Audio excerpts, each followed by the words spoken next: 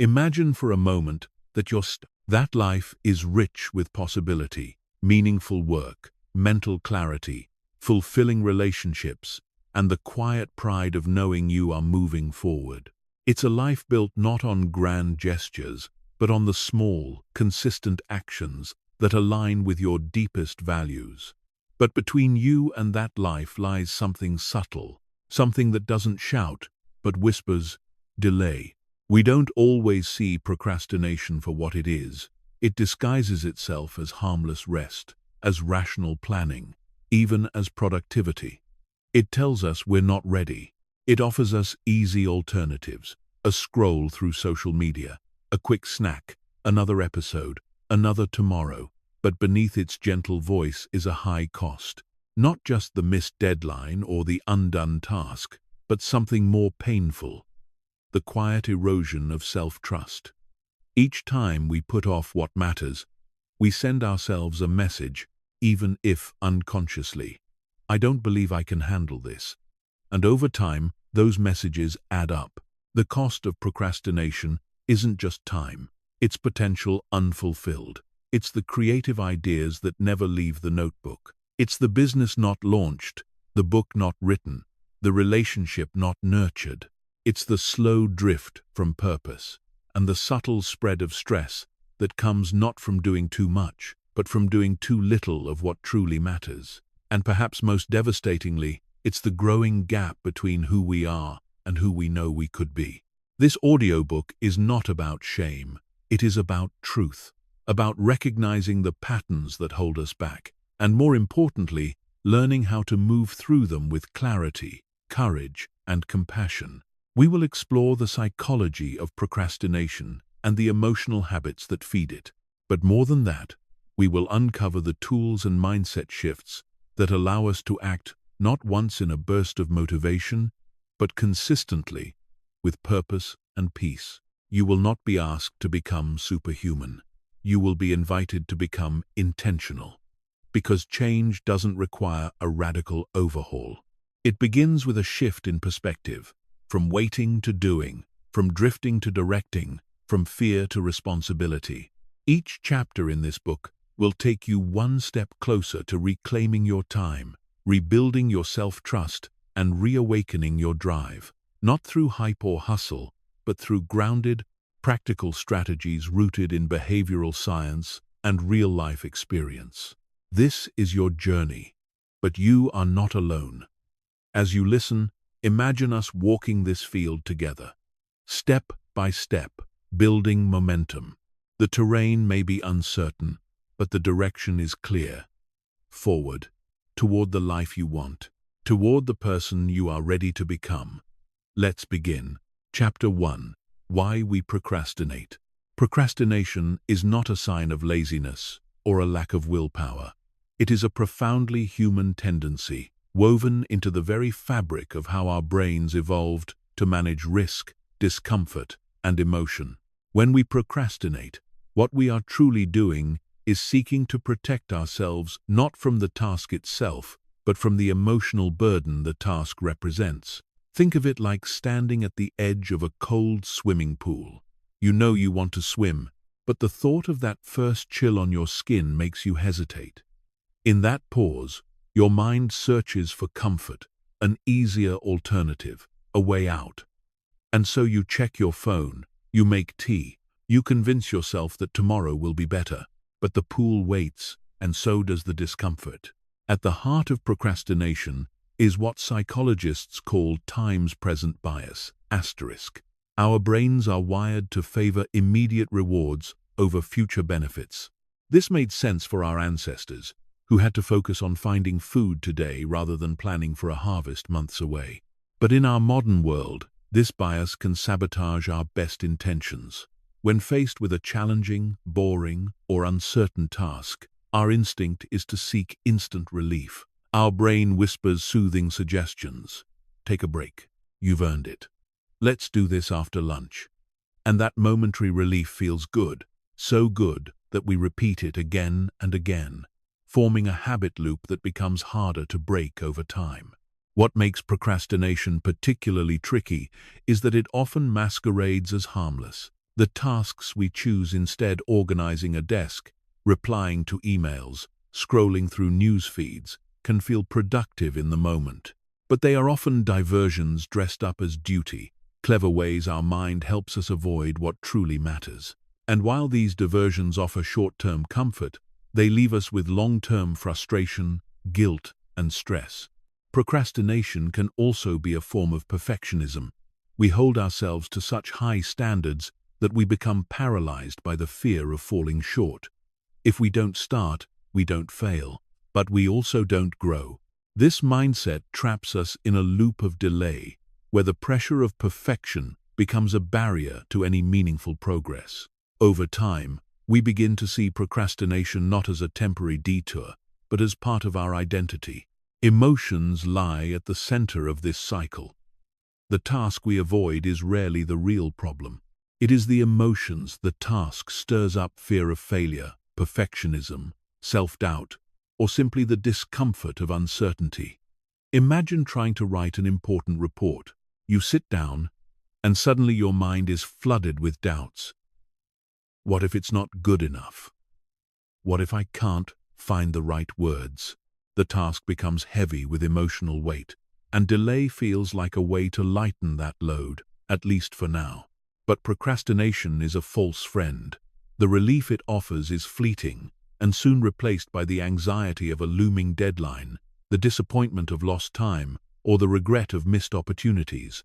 It's as if we borrow happiness from the future, only to find the debt comes due with interest, and the emotional residue lingers. We begin to internalize our procrastination as a character flaw, telling ourselves stories like, "I'm just not disciplined enough," or "I always mess things up." These beliefs become part of our identity. And this identity reinforces the cycle. Each time we delay, we strengthen the habit of avoidance. Think of it like walking a path through tall grass.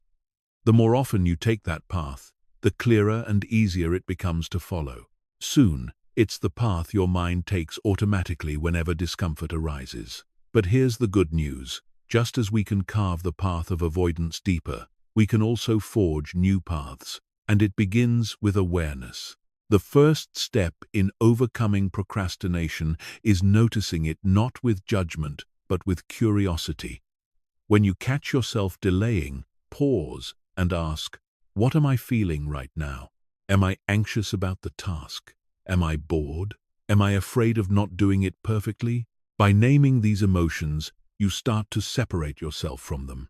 You shift from being swept along by the tide to standing on the shore, observing the waves.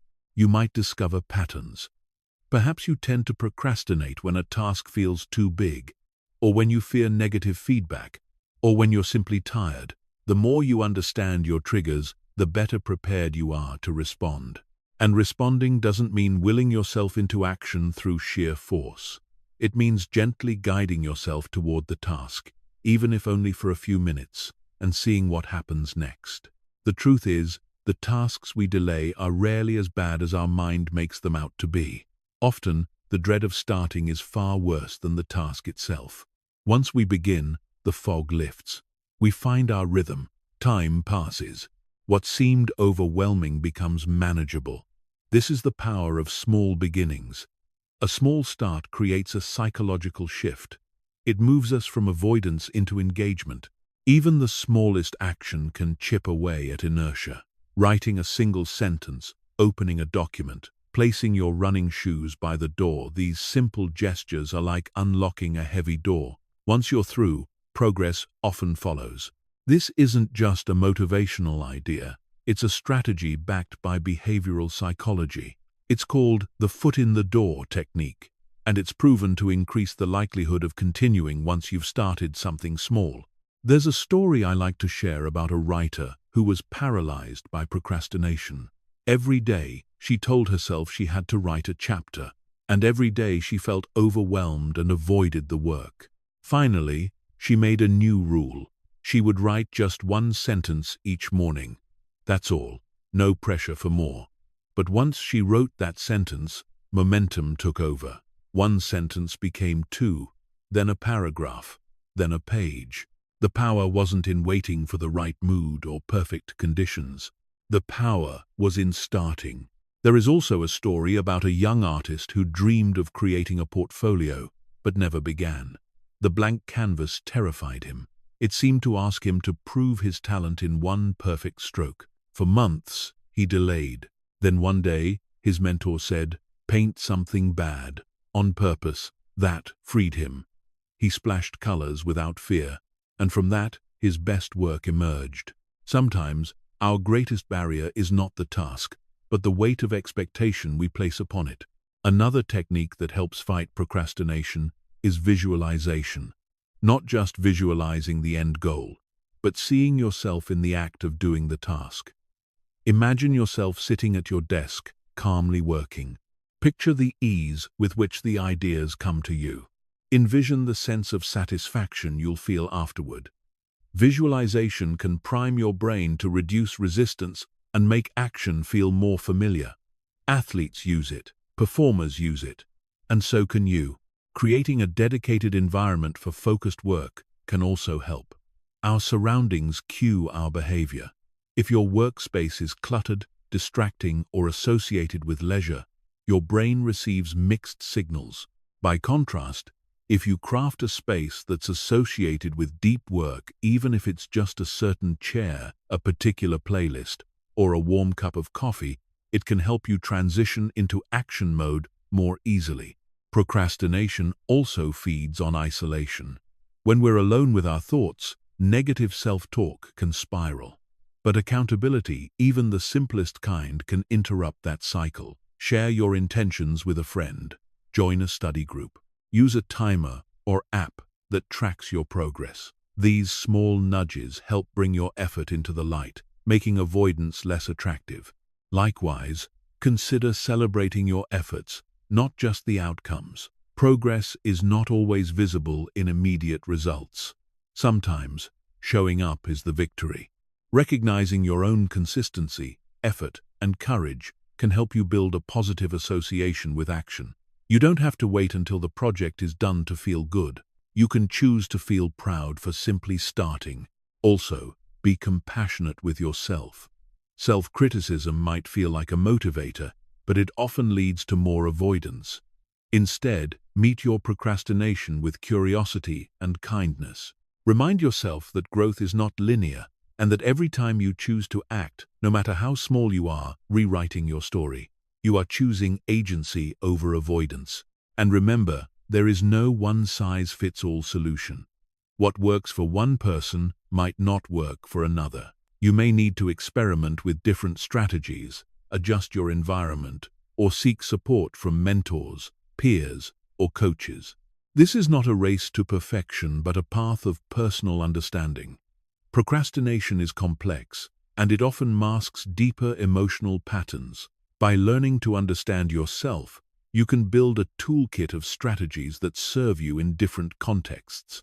Procrastination often tricks us into believing that we need to wait for the right mood, the perfect idea, the ideal block of time. But waiting rarely serves us.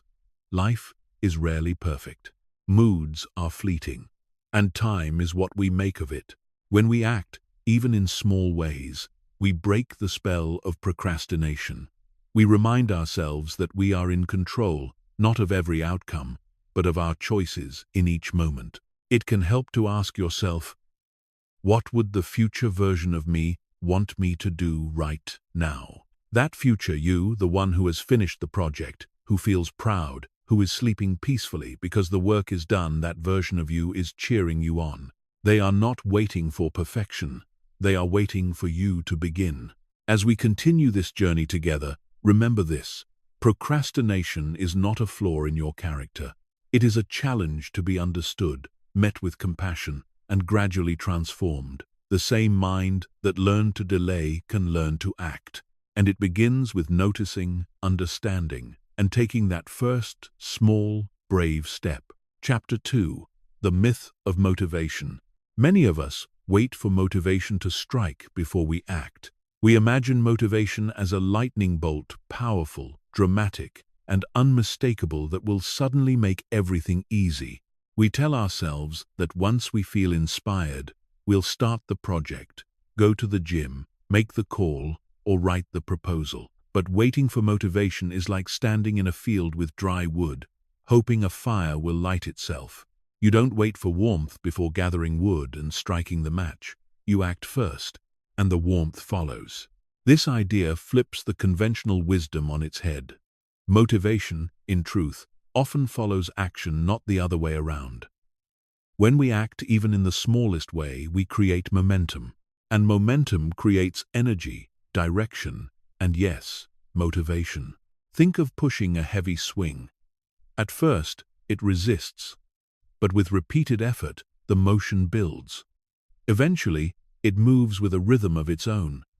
That's the power of starting. We tend to think of motivation as an emotional state, something we need to feel before we can begin. But action is not a feeling. Action is a behavior. And behaviors can be chosen even when we don't feel like doing them. This is where discipline and systems play a vital role. When we create systems that reduce friction, we remove the need for motivation in the moment. We don't have to want to do something, we just have to do it.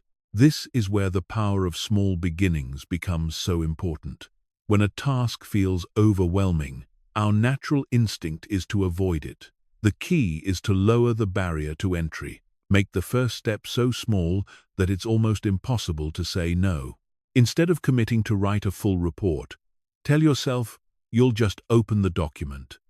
Instead of running 5 kilometers, just put on your shoes and step outside. These small acts signal to your brain that you're moving, that you're engaged. And often, once we've started, continuing becomes far easier. These small beginnings work because they bypass the emotional resistance that larger goals provoke. Starting small tricks the brain into moving forward before it has time to mount its defenses. You may start by tidying your desk, but that momentum can lead to focused work. You may only commit to 5 minutes of reading, but those 5 minutes turn into 15. By shrinking the task, you remove the intimidation factor and make action feel accessible. Neuroscience supports this. When we complete even a minor task, the brain releases dopamine, a chemical associated with pleasure and reward. This release not only feels good, but also motivates us to continue. Dopamine is a natural reinforcer. So, when we act, we literally teach our brain that doing feels good. The more we do, the more we want to keep doing. It becomes a feedback loop of positive reinforcement. There's also psychological power in something known as the Zeigarnik effect, named after psychologist Bluma Zeigarnik. This principle suggests that people remember uncompleted tasks better than completed ones. In other words, once you begin something, your brain keeps nudging you to return to it. Starting creates cognitive tension that the mind wants to resolve. It pulls us toward completion. But none of this works unless we start. The myth of motivation is that we need to feel ready. But readiness is a luxury. The truth is, most people who accomplish great things don't feel ready when they begin. They feel unsure, tired, afraid, and distracted just like the rest of us. What sets them apart is that they act anyway. They learn to trust the process rather than their mood. They show up even when it's hard. They understand that action creates clarity, not the other way around. Take, for example, a musician who wants to compose a song. Waiting for inspiration might lead to days or weeks of inactivity. But sitting down, playing a few notes, experimenting with chords, that's where the spark happens. Or think of a teacher preparing a lesson plan. The blank page is daunting.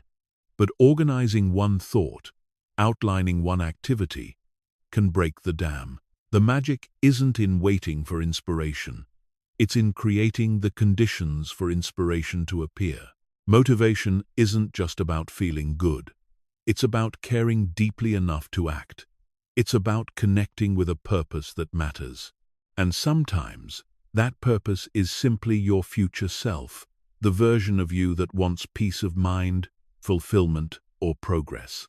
Acting today is a gift you give to that future self. We often underestimate how much progress can come from steady, repeated actions. We think change requires monumental effort, but most lasting change comes from habits built over time. A few words written every day become a book. A short walk each evening becomes a healthier life. Small acts, done consistently, outperform bursts of rare enthusiasm. You might ask, but what if I really feel stuck? What if I can't even take that first step? The answer is not to fight your resistance head-on, but to work around it. Make the step even smaller. If writing a sentence is too much, write a single word. If that's too much, open the file and close it again. This may sound silly, but it works. It's about proving to yourself that you can show up, even when it's difficult. You can also try a technique called temptation bundling. Pair the task you resist with something you enjoy. Listen to your favorite music while doing housework. Watch a favorite show only while folding laundry. This creates an association between effort and enjoyment, making it easier to start. Another strategy is to schedule your work in short, defined intervals. The Pomodoro technique, 25 minutes of focused work, followed by a 5-minute break, is popular for a reason. It gives your mind a clear structure, reducing the mental fatigue of undefined tasks. Knowing there's a break coming makes starting less intimidating. It also helps to visualize success, not just the outcome, but the process. Picture yourself calmly working through the task, feeling focused and engaged. Visualizing the act of doing, rather than just finishing, primes your mind for execution. It builds confidence and reduces resistance. Rituals can be another useful tool. A short routine before starting work, a cup of tea, a stretch, lighting a candle, can serve as a cue that it's time to begin. Over time, these rituals condition your brain to associate the routine with productivity. They gently guide you into action. And if you falter, which we all do, the key is to restart quickly. Don't wait for a new day, a new week, or the perfect time. The best time to restart is now. One slip doesn't erase progress. It's simply part of the process. The quicker you return to your system, the more resilient you become. Environment also plays a crucial role in sustaining action. If you're surrounded by distractions, even the strongest motivation may falter. Curate your environment to support your intentions. Remove temptations, organize your tools, and design your space to make focus easier. What surrounds you shapes your habits. Likewise, community can be a powerful force for consistency. Share your goals with someone you trust. Join groups with similar interests. Talk about what you're working on. Humans are social creatures, and we thrive when we feel supported. Accountability doesn't have to be pressure, it can be encouragement, collaboration, and mutual motivation. Affirm your progress regularly. Recognize not only what you accomplished, but also that you showed up. Give yourself credit for choosing effort over inertia. This recognition strengthens your identity as someone who acts, even when it's hard. And that identity becomes a source of motivation in itself. Self-compassion is also vital. When we expect ourselves to be endlessly productive or emotionally upbeat, we set ourselves up for disappointment. Accepting that dips in motivation are natural and allowing ourselves grace during tough times can prevent those dips from becoming full-blown slumps. A kind inner voice can be more motivating than a harsh critic. Reflect often. Ask yourself what's working, what's not, and what might help you move forward. Reflection doesn't need to be formal. It can be a few quiet minutes at the end of the day, or a simple journal entry. This ongoing self-awareness sharpens your ability to adapt and respond rather than react. Celebrate consistency over intensity. One of the most damaging myths about motivation is that progress must be dramatic to be meaningful. In truth, it is the consistent application of modest effort that builds resilience and delivers long-term results. A single day's success won't change your life, but showing up again and again will. Lastly, Recognize that taking action in itself is a form of courage. Every time you act despite doubt or fatigue, you reaffirm your agency in the world. You are proving to yourself that you are capable of directing your own life, rather than being at the mercy of fleeting emotions or external conditions. This quiet confidence compounds over time, shaping a more empowered, focused version of yourself. The truth is, no one is motivated all the time, not even the most successful people. What they rely on is structure, routine, and a willingness to take action despite discomfort. They don't wait for the feeling to act. They act and then allow the feeling to follow. So the next time you catch yourself saying, "I don't feel like it," try responding with, "That's okay. I'll start anyway." Start small. Start slow. Start clumsily if you must. But start. That's how momentum is born. That's how confidence grows. That's how motivation is created. Remember, action is not the result of motivation, it is the cause of it. And every action you take is a signal to yourself. I am capable. I am moving forward. I am becoming the person I want to be. As you continue this journey, carry this truth with you. You do not need to feel ready. You only need to begin. Chapter 3. Building systems, not just setting goals. Goals give us direction, but systems create progress. A goal might be to write a book, lose weight, or start a business. But it is the daily actions, the system you create, that will determine success. Systems are what turn intention into reality, day by day, step by step. Without a system, a goal is merely a wish, an idea with no pathway to fulfillment. Imagine two people who want to run a marathon. One focuses solely on the finish line, daydreaming about crossing it and feeling accomplished. The other builds a system. They run a little each day, follow a training schedule, adjust their diet, and rest strategically. Who is more likely to succeed? It's not the one with the dream, but the one with the structure, the one who has embedded their goal into a process. The finish line is reached not by fantasizing about it, but by showing up for the process over and over again. Creating a system means designing routines and habits that support your goals without needing constant willpower. Willpower is like a battery. It drains with use. But systems work even when motivation runs low. Think about brushing your teeth. You don't need to feel inspired to do it. It's simply part of your daily rhythm. The more you can design your desired actions to feel automatic, the less you rely on fleeting motivation, and the more consistent your behavior becomes.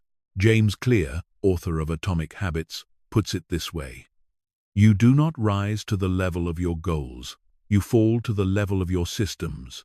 Systems are what support your efforts when enthusiasm fades. They allow you to show up on autopilot, to follow a path even when energy or focus is lacking. They are a safety net for your ambitions." A good system is built around simplicity and sustainability. It doesn't demand heroic effort or radical change. It focuses on small actions done regularly. Instead of saying, "I need to write a novel," a system says, "I'll write for 30 minutes each morning." Instead of deciding to get fit, a system schedules short workouts that happen at the same time each day. Systems bring goals down to earth. They anchor ambition in behavior. Let's consider an example. Imagine you want to eat healthier. The goal alone isn't enough. A system could include planning meals every Sunday, grocery shopping with a list, prepping ingredients ahead of time, and having snacks available that align with your intentions. Each step makes the outcome more likely, not because you're more motivated, but because you've made the healthy choice, the easy, default one. Another powerful aspect of systems is that they reduce decision fatigue. When you know exactly what action you're supposed to take and when, you avoid the mental drain of constant decision-making. Decision fatigue is real, and it quietly chips away at our discipline throughout the day. A system eliminates the question of, "What should I do next?" and replaces it with a clear answer: "This is what I do now." Habits are the building blocks of any effective system. And habits, by definition, are behaviors repeated often enough to become automatic. But building habits doesn't mean forcing change overnight. It means making the action so easy and rewarding that repetition becomes natural. Starting small and staying consistent is far more powerful than starting big and burning out. A writer doesn't become prolific by waiting for inspiration. They do it by sitting at their desk every morning, at the same time, and writing even if only a few paragraphs. An athlete doesn't become great by training only when they feel like it. They commit to practice, even on hard days. Consistency beats intensity because consistency builds identity. And that's the hidden magic of systems. They don't just change your behavior, they reshape your self-image. Every time you follow your system, you reinforce the belief that you are someone who follows through. Someone who trains, who writes, who builds. Over time, these repeated actions accumulate not just results, but confidence. You stop saying, "I hope I can," and start saying, "This is who I am." Your environment also plays a key role in supporting or sabotaging your system. If your goal is to read more, but your phone is always within reach, your environment is working against you. A strong system includes cues and triggers that encourage the desired behavior. Place the book where you'll see it. Remove the distractions. Set the stage so that the path of least resistance leads to the behavior you want. Designing an effective system also involves tracking your progress. When you can see how often you've shown up, how many days you've kept the habit going, it creates a visual reminder of your efforts. Habit tracking, even in a simple notebook, reinforces your identity and builds positive momentum. This simple practice can also be a powerful motivator, helping you witness tangible evidence of your persistence. Accountability can also enhance a system. When someone else knows your intentions, you're more likely to follow through. This doesn't mean relying on external pressure, but rather inviting shared commitment. A workout partner, a writing group, or a regular check-in with a friend can keep your system alive and active, even on days when your personal drive wavers. Systems also allow for flexibility. They're not rigid schedules, they're adaptable frameworks. If your system is to write in the morning, but one day you can't, the system adjusts. You write in the afternoon instead. What matters is not perfection, but returning to the rhythm. Flexibility keeps the system human. It allows for life's unpredictability without derailing progress. Crucially, systems should be reviewed and refined. What works for you in one season of life may not work in another. A new job, a change in health, or a shift in priorities may require you to reimagine your structure. Reflection is part of system maintenance. Ask yourself, is this still serving me? Where is the friction? What could make this easier? This mindset keeps your systems alive and evolving. One of the biggest mistakes people make is setting goals without considering the system that will get them there. It's like planning a destination without checking the route.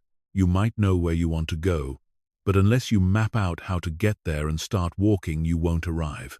Systems are your map, your routine, your practice. They are the difference between intention and implementation. Progress isn't glamorous. It looks like early mornings, repeated routines, and small, uncelebrated steps. But these steps compound.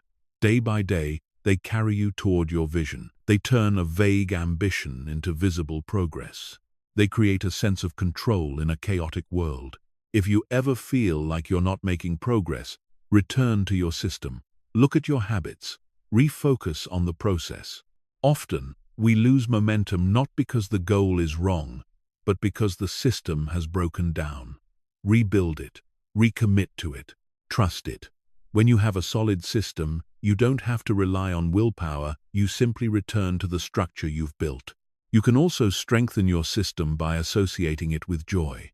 Find small ways to make the process rewarding. Use a playlist you love during your routine. Light a favorite candle while journaling. brew a warm drink before a focused work session. Positive sensory associations can transform an ordinary routine into something you genuinely look forward to. Over time, those small pleasures reinforce the habit and make it sustainable. Don't forget to celebrate small wins along the way. Recognizing progress, even if it's modest, keeps your spirits lifted and motivation strong. Each step taken is evidence that your system is working, and that alone is worth acknowledging. Celebrations don't have to be grand. Even pausing to appreciate your effort can be enough to spark continued momentum. Goals are a snapshot of where you want to be. Systems are the film that makes the story come alive. With a solid system, even the most ambitious goals become achievable not because you will yourself toward them every day, but because you make them a natural result of how you live. So don't just set goals. Build systems. Make progress inevitable. Build a life where doing the right thing is the easy thing. Make success a side effect of your structure. When you do that, you no longer have to chase results. You simply live in a way that produces them. Also, don't underestimate the power of rituals in reinforcing systems. Morning routines, end-of-day reflections, or weekly planning sessions can serve as anchors that stabilize your days and guide your actions. These rituals act as transitions, preparing your mind for focused work and helping you wind down with intention. A 5-minute journaling habit or a nightly review of your tasks may seem small, but these repeated actions signal to your brain, this is what we do and this is who we are becoming. And remember, systems are not about perfection. They are about rhythm, consistency, and resilience. Life will disrupt your plans, and that's okay. Systems are meant to bend, not break. The strength of a system is not in how perfectly it's followed, but in how easily it helps you get back on track. When life throws you off course, a good system gently leads you home. A powerful system is also one that is aligned with your values. If your system helps you act in ways that reflect who you want to be, not just what you want to achieve, it becomes more meaningful. You're not just ticking boxes, you're becoming someone you respect. And that alignment makes consistency easier to maintain. Finally, be patient with your system. Sustainable progress takes time. Your system is a quiet architect, laying bricks each day, even when the structure doesn't seem visible yet. But over weeks and months, those bricks become a foundation, stable, resilient, and deeply your own. Progress built on systems is quiet but certain. As we move forward, remember this: your future is not shaped by a single choice or a single moment. It is shaped by what you repeatedly do. Build a system that reflects who you want to become, and then keep showing up for it. Every day, one small step at a time. Chapter 4: The Power of Focus and Single Tasking. In a world saturated with notifications, constant updates, and an endless stream of content, focus has become one of the rarest and most valuable skills. Many of us have grown used to multitasking. We check emails while attending meetings, scroll social media while eating, and switch between tabs and tasks constantly throughout the day. It feels efficient, even necessary. But science paints a different picture. Multitasking is largely a myth, and what we often call multitasking is really task switching. Every time we shift from one task to another, our brain incurs a cost. It takes time and energy to refocus, and that cognitive toll adds up, leaving us more fatigued and less effective. Imagine your brain like a spotlight. When you shine it on one task, everything is clear and illuminated. But when you keep swinging it around rapidly, the light grows unfocused and dim. That's what multitasking does. It scatters your attention, and scattered attention leads to shallow work, mistakes, and mental exhaustion. Over time, we lose touch with our ability to stay still and truly engage with a single thing. Our thinking becomes more fragmented, and our creativity suffers. We become reactive rather than intentional, chasing every alert instead of building something that matters. The alternative is single tasking, doing one thing at a time, with full attention. This approach is not just about productivity, it's about quality, presence, and depth. When you fully engage with one task, you give it the best of your energy and creativity. You also experience more satisfaction, because you're truly immersed, not half present. This is where flow begins. Flow feels effortless, yet it is deeply focused. It's the state in which many of our best ideas, solutions, and achievements are born. Flow is a psychological state where you are so absorbed in an activity that time seems to disappear. You feel energized, focused, and in control. Athletes call it being in the zone. Writers, musicians, and scientists experience it too. But flow doesn't happen when your attention is fractured. It requires uninterrupted focus, a clear goal, and just enough challenge to stretch you without overwhelming you. To get into flow, you must create the right conditions, and single tasking is one of the most important. Picture a river carving through rock to form a canyon. It does not scatter its energy in every direction, it concentrates. Your attention, like that river, has power when focused. Even 25 minutes of focused work can be more impactful than hours of distracted effort. That's the philosophy behind techniques like the Pomodoro technique. Set a timer, focus on one task, and take short breaks in between. It's not the length of time you work that matters most, it's the depth of attention you bring. Let's take an example. Say you need to write an important email. You could do it while half watching a video, checking your phone, and replying to chats. Or you could close everything else, set a timer for 15 minutes, and give that email your full attention. The latter approach might feel slower at first, but you'll write more clearly, with fewer mistakes, and likely finish faster. More importantly, the quality of your thinking will improve, and that quality accumulates over time. Focus is a skill, and like any skill, it gets sharper with practice. Focus is not just about willpower, it's about environment and intention. If your workspace is filled with distractions, your brain will struggle to concentrate. Start by shaping your environment for focus. Turn off notifications, use full screen mode, put your phone in another room, close unused tabs. Small actions like these can dramatically reduce the temptation to multitask. You are not weak, you are simply responding to cues. Change the cues, and the behavior becomes easier to sustain. Another useful strategy is to schedule focus blocks. Choose a time of day when your energy is highest, and reserve that time for your most important work. Protect it as you would a meeting. Let others know you're unavailable.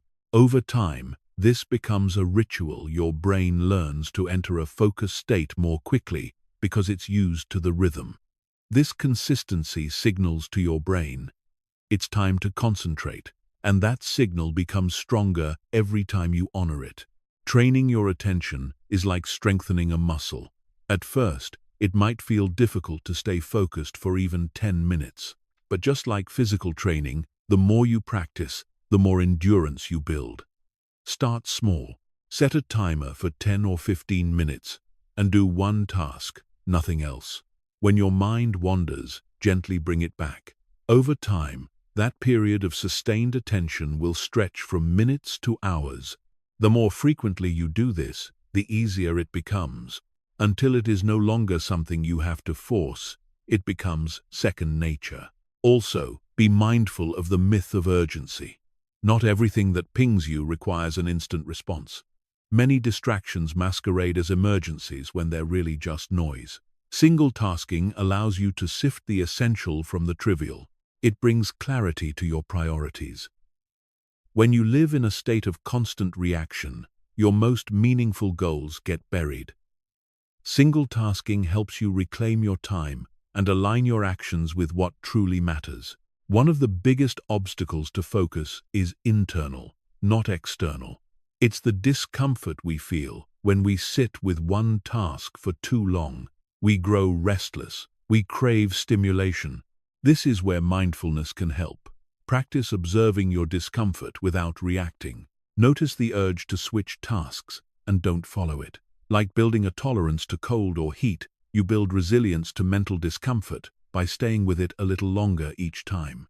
Over time, you train your mind to stay with difficulty rather than escape it. This self-regulation doesn't just help your focus, it builds your overall mental strength.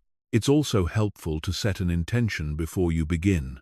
Ask yourself, what is the one most important thing I want to move forward today? Write it down, say it aloud, declare it. That simple act of naming your focus increases your chances of sticking with it. It gives your day shape and structure. It also provides a compass, helping you navigate distractions and decide what truly deserves your time. Without direction, attention is easily hijacked. With direction, it becomes a force of nature. Over time, single-tasking becomes not just a productivity tool, but a way of living. It leads to greater calm, clarity, and presence. When you are fully where you are, whether writing, reading, eating, or talking, you experience life more richly. Multitasking steals not only your time, but your peace. The constant switching of attention fragments your awareness and creates a sense of urgency that rarely reflects reality. You may find that you even sleep better because your brain isn't spinning with half-finished tasks and lingering to-dos. There's also a psychological benefit to single-tasking. It restores your sense of agency. When you focus on one task and complete it, you regain a sense of control over your time and mind. This leads to higher satisfaction and lower stress. You are not simply reacting to everything around you. You are choosing your direction and owning your attention. You no longer feel pulled in 10 directions. You feel anchored in one. With consistent practice, single-tasking becomes a mindset of presence, and presence is where your power lies. Let's return to the river metaphor. A powerful river, channeled with direction and force, can transform landscapes. But a scattered stream evaporates before it makes a mark. Your attention is one of your most precious resources. Choose where to place it. Guard it fiercely. Learn to say no, not just to others, but to distractions that don't serve your purpose. Your attention shapes your output, and over time, your output shapes your life. What you build, relationships, skills, meaning depends on how consistently you direct your mental energy. As you practice single-tasking, you may notice a quiet joy returning to your work. It no longer feels like a race against the clock or a battle against distraction. It becomes a practice, a discipline that gives back more than it takes. You feel the satisfaction of completion, the pride of doing something well, the calm that comes from doing one thing fully. And this calm spreads beyond work. It influences how you listen, how you rest, how you relate to others.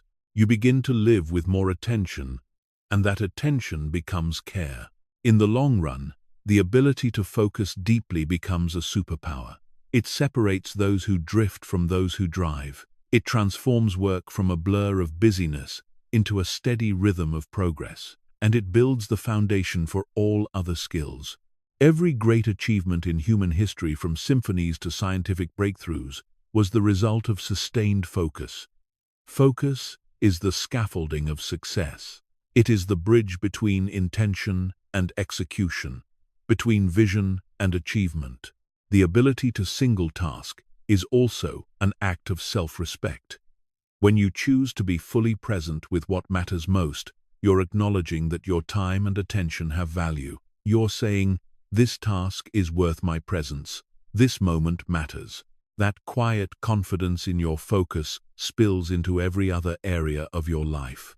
People begin to feel your presence more fully, and you begin to experience your own life more deeply. It's not just about what you accomplish, but how you feel as you're doing it. So, as you go forward, remember, it's not about doing more, it's about doing with more focus. The world may pull you in every direction, but you always have the power to return to one thing. Start there. One task, one breath, one moment of attention. And from that single moment, Build a life of deep, meaningful progress. Chapter 5. Embracing discomfort and building discipline. Action often requires us to step into discomfort, and that's okay. Discomfort is not a sign that you're on the wrong path. In fact, it's often a signal that you're heading toward meaningful change. Much of what we truly want in life, growth, achievement, confidence, and purpose, lies on the other side of discomfort. Think of an athlete training for a competition. Every sore muscle, every early morning, every rep past the point of comfort is a brick in the foundation of their strength. Or consider a student learning something new. Confusion, frustration, and failure are part of the process. But with persistence, that discomfort gives way to clarity, mastery, and confidence. Discomfort is not the enemy. Avoiding discomfort is. When we avoid discomfort, we postpone growth. We delay change. We remain stuck. But when we embrace discomfort, not recklessly, but intentionally, we begin to expand the boundaries of what we can handle. This is where discipline becomes essential. Discipline is not about being harsh with yourself. It is about being loyal to your future self. It's about honoring the person you want to become, even when your present self wants to stay safe and comfortable. Discipline is choosing the discomfort of action over the ease of inaction. It is the decision to begin, even when you don't feel like it, to continue, even when progress is slow, and to finish, even when distractions call. Each time you practice discipline, you build self-trust. You tell yourself, I can do hard things. And over time, that belief becomes part of your identity. But let's be honest, discipline is not glamorous. It rarely feels good in the moment. There will be days when you're tired, discouraged, or tempted to quit. This is normal. The key is to expect that discomfort and meet it with compassion and courage.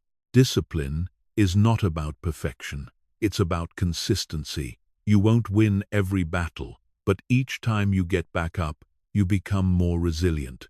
You prove to yourself that showing up is within your control, even when the outcome is uncertain. Think of each small victory as a thread in a strong rope you're braiding together, a future that can carry more than you thought possible. One powerful way to strengthen discipline is to build systems that reduce the need for willpower. Willpower is like a muscle, it can tire out. But systems create structure. They automate behavior. Think of brushing your teeth. You don't need motivation to do it, it's just part of your routine. The more you embed positive habits into your day, the less effort they require. Start small. Lay out your clothes the night before. Write your priorities the evening before. Begin your day with a short routine that sets your focus. These small rituals build momentum. They tell your mind, this is what we do.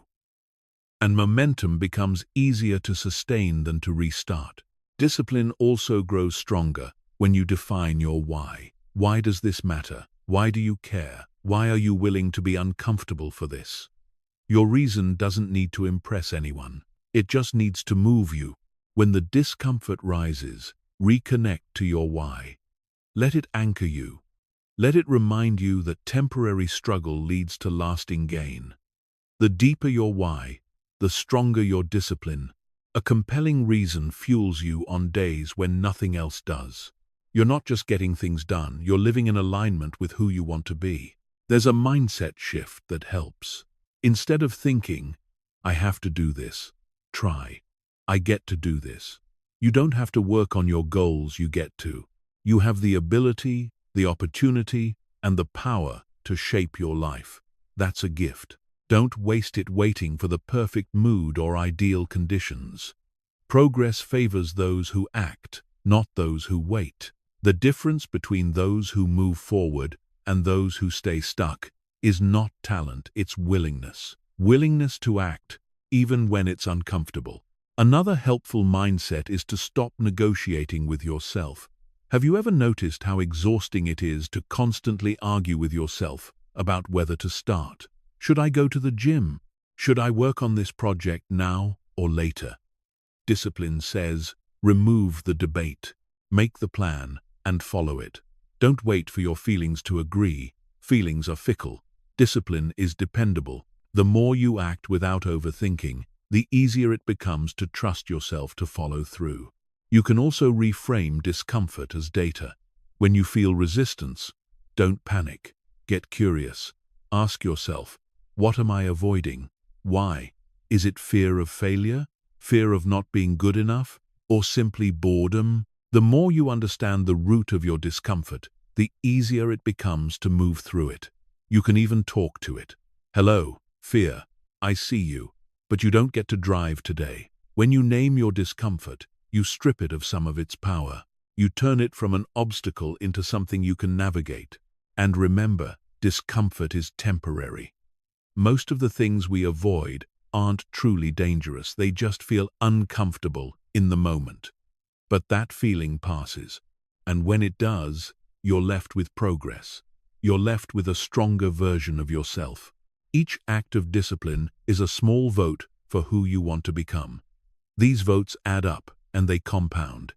Every choice reinforces the identity of someone who takes action. Let's bring this to life with a metaphor. Think of yourself as a blacksmith forging a blade. Each swing of the hammer is an act of discipline. At first, the metal is raw and unshaped, but over time, with effort and fire and force, it becomes sharp, resilient, and purposeful. You are that blade. You are shaping yourself with every decision. Every moment of discomfort is part of your transformation. You are not just doing tasks, you are becoming someone. And in becoming, you are breaking cycles. You are ending the habit of quitting and replacing it with the pattern of persistence. There will be setbacks. You will slip. You will doubt. But that does not mean you have failed. Discipline is not rigid. It bends. It learns. It forgives. What matters is that you return. Again and again. Like water wearing down stone, steady effort creates lasting change. One choice at a time. One action at a time. That is how discipline is built. If you fall, you get up. If you're tired, you rest, but you don't quit. You simply begin again, stronger for having tried. You don't need to be perfect. You don't need to get it all right. You just need to keep showing up, especially when it's hard, because that's when it matters most. Discipline is not about being strong all the time. It's about being committed, even when you feel weak. It's about honoring the future you, the version of you who will be grateful you pushed through. Another way to strengthen discipline is by using the power of accountability. When others know about your goals or your commitments, you feel more responsible for following through. This doesn't mean you need to broadcast everything, but sharing your intentions with a trusted friend, mentor, or coach can create a helpful layer of support and encouragement. It can also remind you that you're not doing it alone. Discipline becomes easier when you know someone else believes in your effort and your growth. That connection can fuel your determination. Tracking your progress can also be a powerful motivator. When you write down your efforts, even small ones, you start to see the evidence of your dedication. It becomes harder to discount yourself. Progress doesn't always feel fast or visible, but the record reminds you, I showed up today. I made a choice that aligned with my values, and that's worth celebrating. It builds momentum. Momentum becomes motivation, and motivation keeps you moving. Another useful tool is visualization. Take time each day to imagine yourself following through. Visualize the hard moments, see yourself pushing past resistance. Then visualize the results, how it feels to complete the task, to keep your promise, to move forward. The brain doesn't always distinguish between what's imagined and what's real. By rehearsing success, you make it more likely. You can also draw on the power of rituals and symbolic behaviors. Simple cues like lighting a candle, putting on a specific playlist, or sitting in a designated workspace can train your brain to associate those rituals with focused action. Over time, these cues help shift you into a mindset of doing, even when you're not feeling ready. Rituals aren't just routines. They're signals that it's time to step into your purpose. Sometimes, we need to zoom out and see discipline as an act of self-respect. When you keep promises to yourself, you affirm your worth. You say, I matter enough to follow through. This isn't about punishment or sacrifice. It's about self-leadership. You are leading yourself toward a life of meaning, not comfort. That's a powerful and noble path.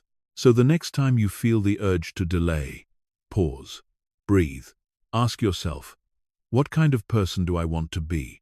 What choice would that person make right now? And then take one small step in that direction. No need to conquer the mountain in a day. Just take the next step, and then the next. Small steps, taken consistently, lead to great distances, one foot in front of the other, even when the path is steep. Discomfort is not the enemy, it is the doorway. Discipline is the key. Together, they unlock the life you're capable of living. You are not fragile, you are not helpless, you are capable of hard things. And the more you act from that truth, the more that truth becomes who you are. Let today be another swing of the hammer, another step through the door. You don't need to feel ready, you just need to begin. And each time you begin again, you honor your journey. You say to yourself and the world, I am here, I am trying, I am becoming, and that's more than enough. Procrastination is not a flaw in your character. It is not proof that you're lazy, unmotivated, or incapable. It is, more than anything, a habit, a loop of avoidance that can be understood, unlearned, and replaced. It's a part of being human. We all experience it. But that doesn't mean it has to be a permanent part of your story. Every day you wake up, you are presented with a choice: to postpone or to participate, to delay or to do. And the good news is that change doesn't require perfection. It requires persistence. Real progress isn't loud or dramatic. It's quiet and steady. It's found in the decision to begin again after falling short. It's the choice to do 5 minutes of focused work when your brain screams for distraction. It's the shift from I'll start tomorrow to I'll take one small step today. The tools you've encountered in this audiobook, emotional awareness, systems thinking, discipline, focus, and self-compassion, are not meant to inspire momentary bursts of motivation. They are meant to help you craft a new way of being, a way of being that aligns your actions with your intentions, a way of being where integrity isn't just about how you treat others, but how consistently you show up for yourself.